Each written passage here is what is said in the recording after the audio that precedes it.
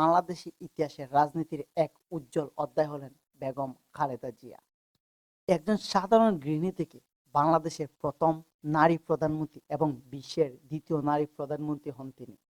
গণতন্ত্রের প্রতীক এবং লাখো মানুষের অনুপ্রেরণা হয়ে ওঠেন এবং তার জীবনে ছিল সংগ্রাম, ত্যাগ এবং অটুট ইচ্ছাশক্তি। আর আজ আমরা দেখব এই ডকুমেন্টারিতে তার উত্থান পতনের কাহিনী।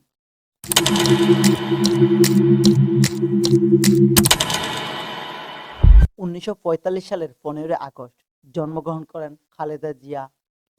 তিনি বেড়ে ওঠেন দিনাজপুরের একটি সাধারণ পরিবারে। আর ১৯৬০ সালে বিয়ে হয় জিয়াউর রহমানের সাথে, যিনি পরবর্তীতে বাংলাদেশের রাষ্ট্রপতি ঘোষিত হন। কিন্তু খালেদা জিয়া তখন একজন গৃহিণী। ১৯৮১ সালে তার স্বামীর নৃশংস হত্যাকাণ্ড খালেদা জিয়ার জীবন বদলে দেয়। আর বিএনপির নেতৃত্বে সংকটে তিনি দায়িত্ব নেন এবং ১৯৮৪ সালে তিনি চেয়ারপারসন হন। আর স্বৈরাচারী বিরোধী আন্দোলনে তিনি হয়ে ওঠেন আপসহীন নেত্রী। ১৯৯১ সালে বিএনপির বিজয়ের মাধ্যমে খালেদা জিয়া বাংলাদেশের প্রথম নারী প্রধানমন্ত্রী হন। ১৯৯১ থেকে ১৯৯৬ এবং ২০০১ থেকে ২০০৬ তিনি দুবার বাংলাদেশ শাসন করেন।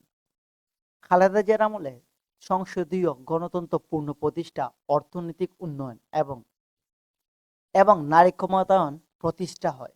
তিনি হয়ে ওঠেন লাখো সমর্থকের কাছে জনপ্রিয় একজন নেত্রী। তার নেতৃত্বে বিএনপি হয়ে ওঠে দেশের সবচাইতে বড় একটি রাজনৈতিক দল। আর তিনি প্রমাণ করেন নারীরা রাজনীতিতে অপরাজয় হতে পারে না। অবশেষে রাজনৈতিক প্রতিদ্বন্দ্বিতার অভিযোগ আসতে থাকে। ২০১৮ সালে সাজা হয় এবং জেলে যান। বছরের পর বছর কারাবাস এবং গৃহবন্দী থাকেন। তিনি অসুস্থ থাকা সত্ত্বেও কখনো হাল ছাড়েননি।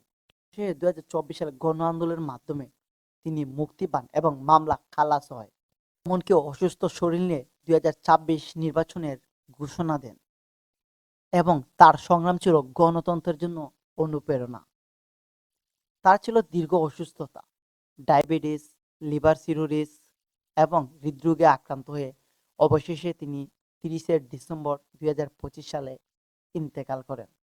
মৃত্যুকালে তার বয়স হয়েছিল ৮০ এবং তার মৃতদেহ রাষ্ট্রীয় সম্মানের সাথে জিয়ার পাশে সমাহিত করা হয় এবং লাখো মানুষের শ্রদ্ধা এবং রাষ্ট্রীয় শোক ঘোষণা করা হয়।